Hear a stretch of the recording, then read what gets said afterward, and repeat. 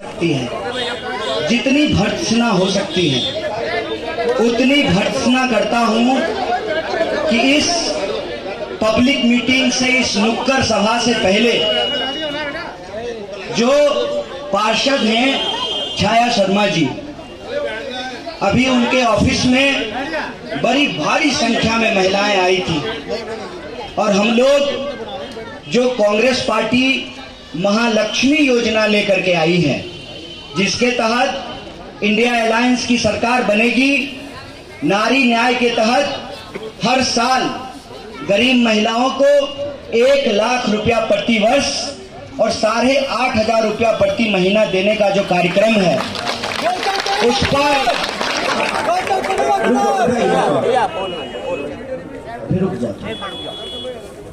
उस पर चर्चा कर रहे थे। भारी संख्या में महिलाएं थी, मतलब 100 में 5 पुरुष होंगे, 95 महिलाएं थी। और कार्यक्रम को समाप्त करके जो ही बाहर आए, आगे आगे पार्षद जी चल रही थी, पीछे से हम लोग थे और भी लोग थे। बहुत ज्यादा भीड़ थी। अचानक भीड़ से जिसको उनके परिवार के सदस्यों ने पहचाना है कि वो भाजपा से जुड़ा हुआ व्यक्ति है, वो उनके ऊपर हमले करता है। आप सुनो, ये बहुत गंभीर बात है, ये कितनी चिंता की बात है। आपका राजनीतिक विरोध हो सकता है, ऐसा हो सकता है ना कि यहाँ हमारे 2 शर्मा जी विधायक बैठे हुए हैं पूर्व, तो कई बार जो है राजनीतिक प्रतिद्वंद्विता में जो है एक दूसरे के खिलाफ बोलते हैं, राजनीतिक लड़ाइयाँ होती हैं, लेकिन कम से कम राजनीति की एक मर्यादा तो होती है। आप जो है छाया शर्मा के ऊपर हमला कर रहे हैं। मैं ये समझता हूं कि ये हमला वो हमारे ऊपर करने के लिए आए थे, लेकिन राजनीति की एक मर्यादा होती है। हम इस मंच से कड़े शब्दों में इसकी निंदा करते हैं और जो बात दिल्ली के सीएम केजरीवाल जी कह रहे हैं, जो बात कांग्रेस पार्टी के हमारे राष्ट्रीय अध्यक्ष मल्लिकार्जुन खड़गे जी कह रहे हैं, जो बात हमारे नेता राहुल गांधी कह रहे हैं कि भाजपा इस देश में लोकतंत्र को समाप्त कर देना चाहती है, ये उसका जीता जागता उदाहरण है। आप बताइए, 10 साल से उत्तर पूर्वी दिल्ली की जनता मनोज तिवारी जी को वोट दे रही है, 2 बार आपको सांसद बनाया है, 303 सीट दिया बीजेपी को इस देश के लोगों ने। 10 साल हो गए, एक बार भी प्रधानमंत्री उत्तर पूर्वी दिल्ली में नहीं आए। कांग्रेस पार्टी ने, इंडिया अलायंस ने मुझे प्रत्याशी क्या बनाया कि प्रधानमंत्री जी यमुना खादर पहुंच गए हैं। आप इसकी गंभीरता समझिए, तो आप चुनाव लड़िए ना। आप कैंडिडेट हैं, मौजूदा सांसद हैं, आपकी सरकार है, आपकी पुलिस है, आपकी जांच एजेंसियां हैं। अगर हमने कोई गलती की है, आपके पास कोई सबूत है, तो मुझे हथकड़ी लगा करके जेल में डाल दीजिए। झूठा वीडियो बना करके आप पहले उत्तर पूर्वी दिल्ली की जनता को गुमराह करने की कोशिश करते हैं। जब उसमें कामयाब नहीं होते हैं, आप सब जानते हैं, पिछले 20 दिनों से जब से कांग्रेस पार्टी ने मुझे प्रत्याशी बनाया है, आप सबके व्हाट्सएप पे मैसेज आया होगा, हर मीडिया में जो है मनोज तिवारी कह रहे हैं टुकड़ा टुकड़ा गैंग। मेरा प्रश्न ये है कि अगर हमने कुछ गलती की है, आपके गृह मंत्री हैं, आप मुझे जेल में डालिए ना। आप 18 महीने से मनीष सिसोदिया जी को पकड़ करके जेल में रखे हुए हैं, आप कईयों को जेल में बंद करके रखा है, और आप भाषण में बोलते हैं, आप मीडिया के बयानों में बोलते हैं, और जब पार्लियामेंट में क्वेश्चन पूछा गया तो आप जवाब देते नहीं, ऐसी कोई बात नहीं है। क्या आप कानून से ऊपर हैं?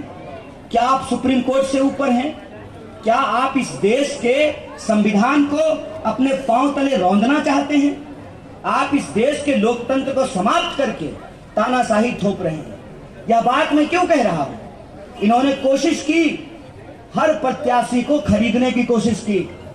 जब प्रत्याशी बिका नहीं तो डराने की कोशिश की, जब डरा नहीं तो झूठ बोला, जब झूठ का मुकाबला भी सच से करते रहे और जनता जो आपको वोट दी है, ये उत्तर पूर्वी दिल्ली की जनता है जिन्होंने आपको वोट दिया, भारी मतों से आपको जिताया, 10 साल आप सांसद रहे, इनके खाते में 15 लाख नहीं आया, लेकिन आपके खाते में 28 करोड़ रुपया जमा हो गया।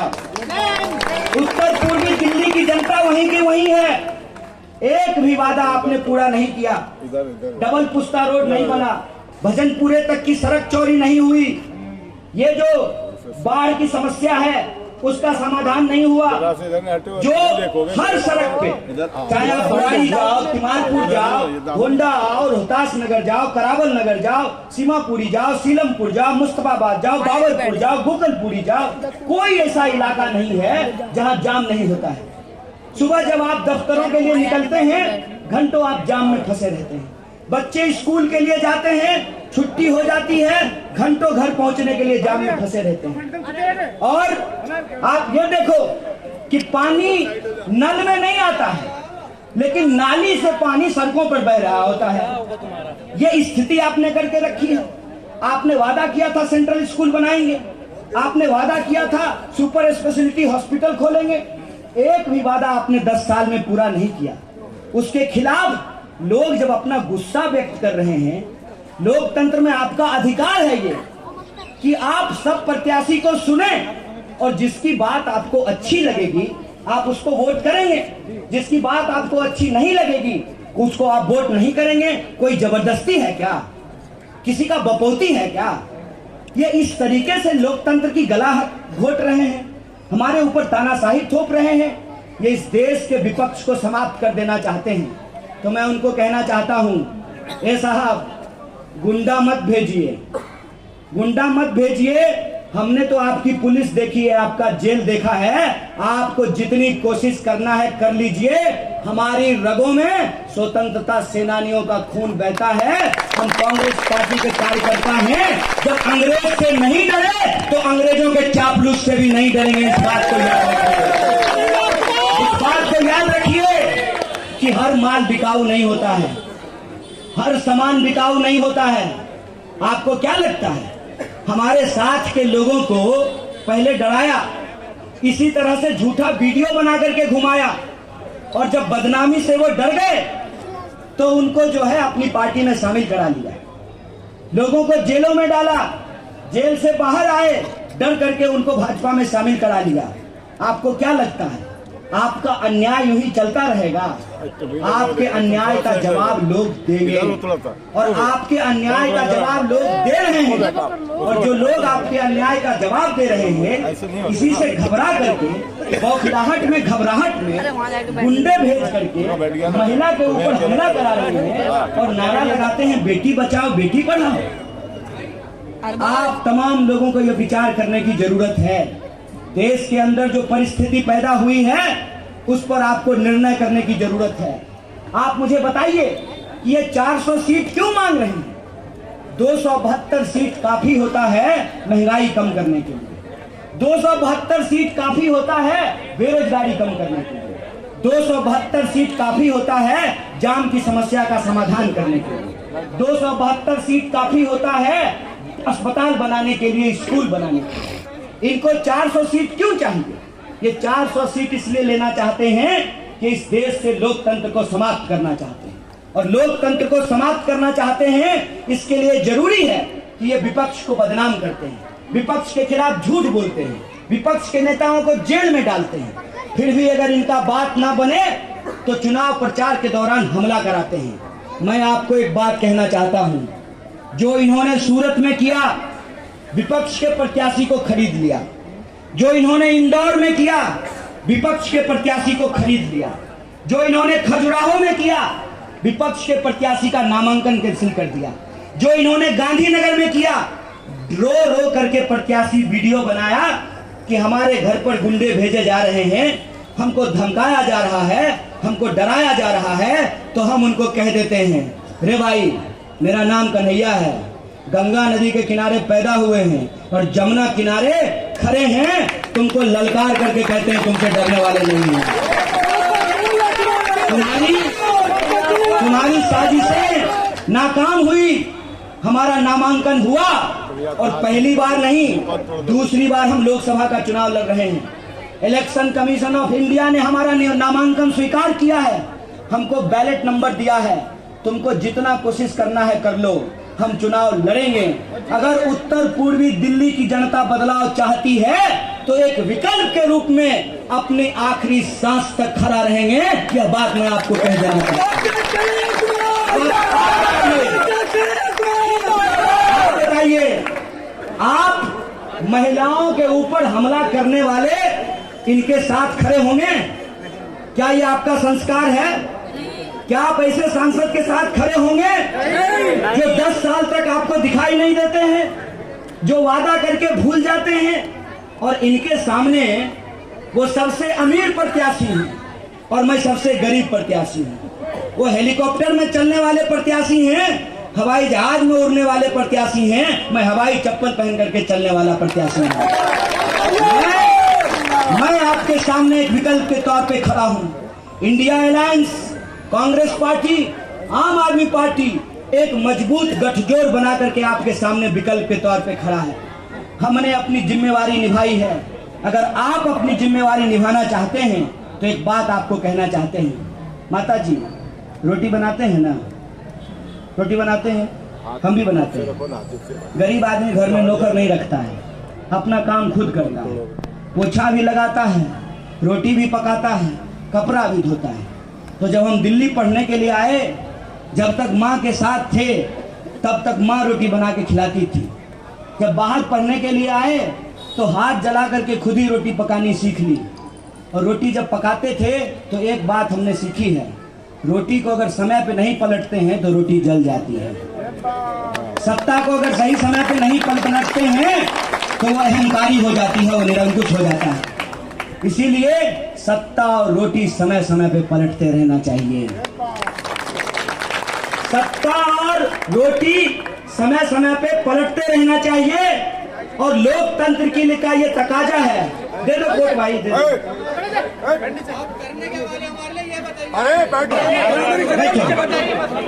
बैठो बैठो, सुनाते हैं। आप बैठो, सब लोग बैठो, सुनाते हैं। बैठो बैठो। क्या नाम है?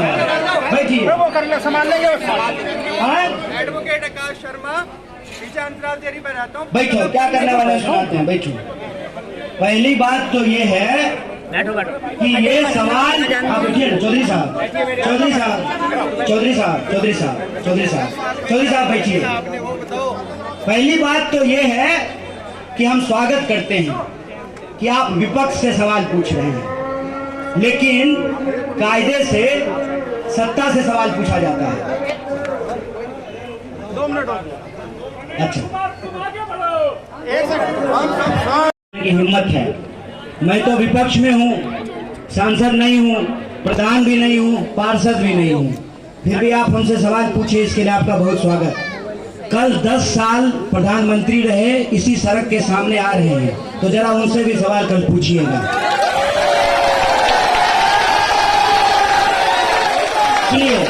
और मैं आपके सवालों के साथ रहूंगा। और दूसरी बात कि आपने सवाल किया कि आप करने वाले क्या हो, तो जब मुझे प्रत्याशी बनाया गया तो हमने एक वीडियो बना करके जारी किया कि हम इस देश के लिए कांग्रेस पार्टी न्याय पत्र लेकर के आई है। और न्याय पत्र हमने कैसे तैयार किया? हमने 2 यात्रा करी राहुल गांधी जी के नेतृत्व में, कन्याकुमारी से लेकर के कश्मीर तक 4500 किलोमीटर पैदल चले और मणिपुर से लेकर के मुंबई तक भारत जोड़ो न्याय यात्रा की। उसके दौरान ऐसे ही नौजवान आपके जैसे हमसे आके मिले, उन्होंने अपनी समस्याएं बताई, उन समस्याओं को इकट्ठा किया और इस बार कांग्रेस पार्टी अपने न्याय पत्र के तहत 5 न्याय और 25 गारंटी लेकर के आई है। 5 न्याय में हम महिलाओं के लिए न्याय, युवाओं के लिए न्याय, किसानों के लिए न्याय, मजदूरों के लिए न्याय और सभी जाति वर्ग के लोगों के लिए भागीदारी का न्याय लेकर के आए हैं। युवाओं के लिए न्याय के तहत हम ये कह रहे हैं कि अगर हमारे पास डिप्लोमा और डिग्री है, अगर हमने पढ़ाई करी है तो हमको नौकरी मिलना चाहिए, नौकरी हमारा अधिकार है। किसके तहत? ध्यान से सुनिए, मैं पूरा गारंटी आपको सुनाऊंगा। पीएचडी होल्डर हूँ, पढ़ा लिखा आदमी हूँ, ऑल इंडिया रैंक 1 था हमारा। और देखो कुछ ना इस कागज में ना कोई आपके जैसा नौजवान जो है अपना मांग पत्र दे करके गया है, भाषण लिख करके नहीं लाया हूँ, लिख करके। अरे नहीं भाई, कहीं कोई बात नहीं, कोई बात नहीं। अरे आरएसएस बीजेपी वाले भी तो हमारे ही समाज के लोग हैं ना, ठीक है, कोई बात नहीं। अरे हमारे ही समाज के लोग हैं, किसी भी विचारधारा का हो, कोई दिक्कत नहीं है। भाजपा का समर्थक हो तब भी कोई दिक्कत नहीं है। प्रश्न पूछा है, प्रश्न का जवाब देंगे। बताइए, विपक्ष में होकर के प्रश्न का जवाब नहीं देंगे तो प्रधानमंत्री तो अहंकारी हो ही जाएंगे ना। सवाल का जवाब देते हैं। भाषण जो है लिख के नहीं बोलता हूँ भाई, मेरा ऑल इंडिया रैंक 1 था। मेरा बाप गृह मंत्री थोड़ी था कि मुझे बीसीसीआई का सेक्रेटरी बना देता। मेरी माँ आंगनबाड़ी में काम करती है, अपने मेहनत से लिख पढ़ करके जो है उस ओहदे पे पहुंचे। ऑल इंडिया रैंक था मेरा 1। मुंह जवानी आपको पांचों न्याय सुनाते हैं।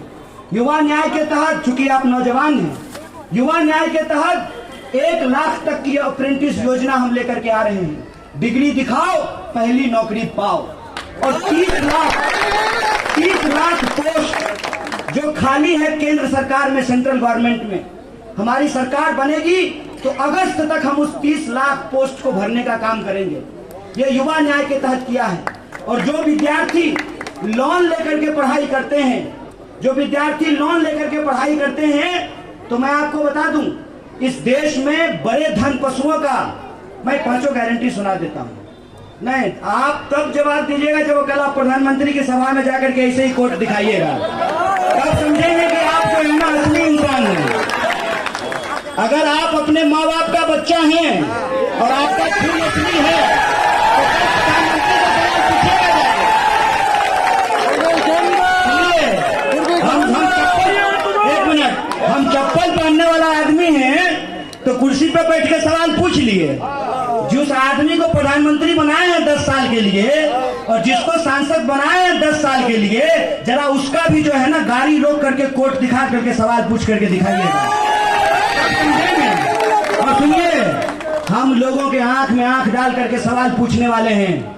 खुल्लम खुल्ला सरकार से सवाल पूछते हैं, किसी बात की हमको कोई घबराहट नहीं है। हमारी गारंटी पहले सुन लीजिए आप। और जो विद्यार्थी लोन लेकर के पढ़ाई करता है, अगर इस देश में बड़े धन्ना सेठों का सरकार ने 16 लाख करोड़ कर्जा माफ किया है, तो जो विद्यार्थी लोन लेकर के पढ़ाई कर रहा है हम उसका लोन माफ करेंगे। कि हम युवा न्याय के तहत, महिला के न्याय के तहत हम ये कह रहे हैं कि इस देश के भीतर महिला शक्ति को, नारी शक्ति को आगे बढ़ाने की जरूरत है। अगर आप पार्षदी के चुनाव में 50% आरक्षण दे सकते हैं, यहाँ हमारी पार्षद बैठी हुई है ना रेखा रानी जी, अगर 50% आरक्षण दे सकते हैं तो आपको नौकरियों में भी महिलाओं की भागीदारी सुनिश्चित करनी पड़ेगी। ये आधी आबादी है। हम सिर्फ जो है ना पिताजी का बच्चा नहीं होते हैं, माँ का भी बच्चा होते हैं। ये दोनों का हक बराबर होता है, दोनों के हक बराबरी से ही हम पैदा होते हैं, सृष्टि का निर्माण होता है। तो उस नारी शक्ति को हमको जो है सुनिश्चित करना है, उनकी हाथ को मजबूत करना है। इसीलिए महालक्ष्मी योजना के तहत 8,500 रुपया प्रति महीना देने का संकल्प लिया है हमने नारी न्याय के तहत। मजदूर न्याय के तहत जैसे मनरेगा होता है गांव में, हम शहर के लिए भी शहरी रोजगार योजना लाने की बात कर रहे हैं। और किसान न्याय के तहत मुझे लगता है चौधरी साहब आपका पूरा गांव किसानों का गांव रहा होगा। जब यमुना के फ्लड बैंक में आपका गांव था, बाढ़ आई थी, इंदिरा गांधी देश की प्रधानमंत्री थी, पुस्ता बनाया था, तब आपका गांव उस यमुना के इधर से निकल करके इधर आकर के बसा है। और ये जो है ये किसान हमारे लिए पैदा करता है अनाज। चाहे डॉक्टर हो, इंजीनियर हो, प्रधानमंत्री हो कि चपरासी हो, सबके लिए अनाज पैदा करता है किसान। ये किसानों का देश है। किसानों के साथ हमने अन्याय होते हुए देखा।